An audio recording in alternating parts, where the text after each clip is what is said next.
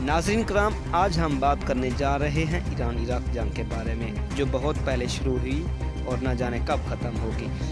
روز بروز ان دونوں ملکوں کی سرحدوں پر پاک بھارت جیسی کشیدگی رہتی ہے، تو آج ہم بات کریں گے ایران عراق وار کے بارے میں۔ تو ناظرین کرام، ایران عراق ایک طویل عرصہ مسلح تنازعہ تھا، جس کا آغاز 22 ستمبر 1980 کو اس وقت ہوا جب عراق نے پڑوسی ملک ایران پر حملہ کر دیا۔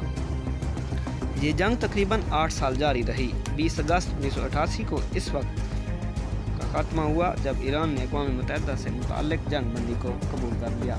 عراق کے حملے کا عقلی مقصد بنیادی طور پر ایران کو معذور کرنا تھا اور آیت اللہ خمینی، جو کہ روح اللہ تھے، ان کو روکنا اور ان کو انقلاب کو روکنا تھا۔ شیعہ مسلمان اکثریتی عراق سنی مسلمان اکثریتی کی قیادت کو 1979 کی ایرانی خمینی انقلاب کی تحریک سے برآمد کرنا اور دھمکی دینا۔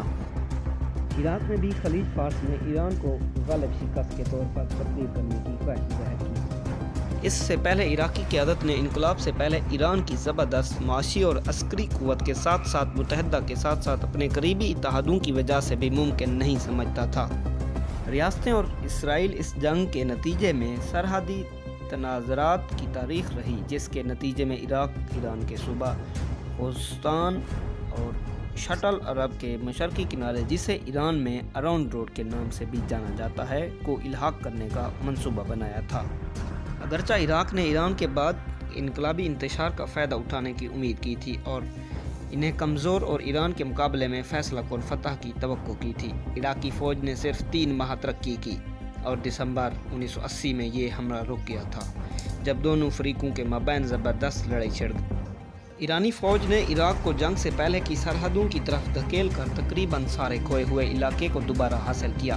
ایران عراق جنگ کو اصل میں فارسی تک خلیج فارس کے نام سے تعبیر کیا جاتا ہے۔ 1990 اور 1991 کی خلیج جنگ، جس کے بعد اسے خلیج کی پہلی جنگ کے نام سے جانا جاتا تھا۔ عراق کویت تنازعات، جو دوسری خلیج فارس کے نام سے جانی جاتی تھی، 2003 سے لے کر 2011 تک عراق جنگ کو دوسری خلیجی جنگ فارس کہا جاتا۔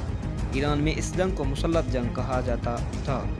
سرکاری میڈیا نے اسے صدام کی قدیسہ کا نام دیا۔ اپریل 1969 میں ایران نے شٹل عرب کے بارے میں 1937 کے معاہدے کو منسوخ کر دیا اور ایرانی بحری جہازوں نے عراق کو توپوں کی ادائیگی بند کر دی جب انہوں نے شٹل عرب کا استعمال کیا۔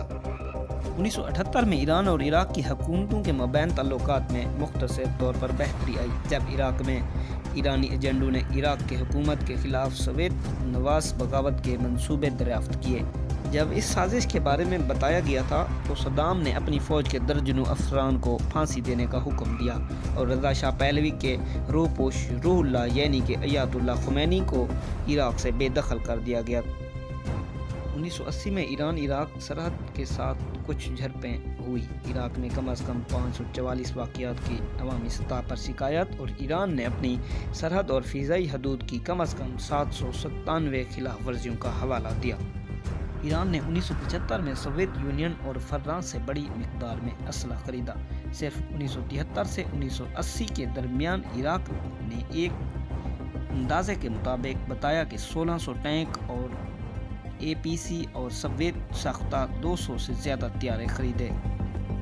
سن 1980 تک عراق کے پاس 2,42,000 فوجی تھے اور 2,350 ٹینک۔ عراق انٹیلیجنس کے مطابق ایران جولائی 1980 میں بالکل کمزور رہی، لیکن ان کی یہی بات ان کے گلے میں پڑ گئی۔ 1980 میں ایران نے اعلان کیا کہ وہ اپنا سفیر واپس لے رہا ہے اور سفارتی تعلقات بھی ختم کر دے گا، اور عراق نے بھی ایسا کرنے کو کہا۔ سن 1974 اور 75 کی دہائی میں جھڑپیں ہوئیں اور 1970 کی دہائی کے وسط کے دوران شٹل عرب آبی صحرا کے خطے میں ایرانی اور عراقی کھڑے تھے۔ اس جھڑپوں میں 1000 ہلاک ہوئے۔ یہ ایران عراق جنگ سے پہلے کے دور میں شٹل عرب آبی گزرگاہ پر سب سے اہم تنازعہ تھا۔ 10 ستمبر 1980 کو عراق نے زین القوس اور سیف سعد میں زبردستی قبضہ کر لیا۔ 22 ستمبر 1980 میں عراق نے ایران پر مکمل حملہ کر دیا۔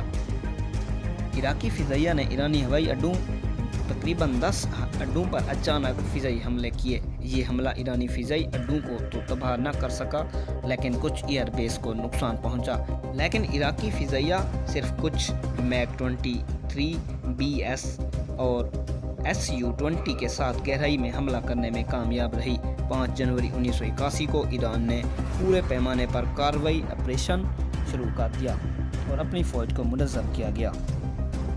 ایران نے اپنی کارروائی کا آغاز کیا، تاہم ایرانی ٹینکوں نے عدم تحفظ کے بغیر عراقی ایئر لائنوں پر حملہ کیا اور بغیر کئی پیدل فوج کی مدد کی، اور نتیجے کے طور پر وہ عراق پر غالب آ گئے اور اپنے کھوئے ہوئے علاقے واپس لے گئے۔ تو ناظرین کرام، یہ جنگ یوں ہی تو اس وقت بند ہو گئی، لیکن یہ جنگ آج بھی جاری ہے۔ آج ان کے سرحدوں میں، ایران عراق کی سرحدوں پہ آج بھی کشیدگی رہتی ہے۔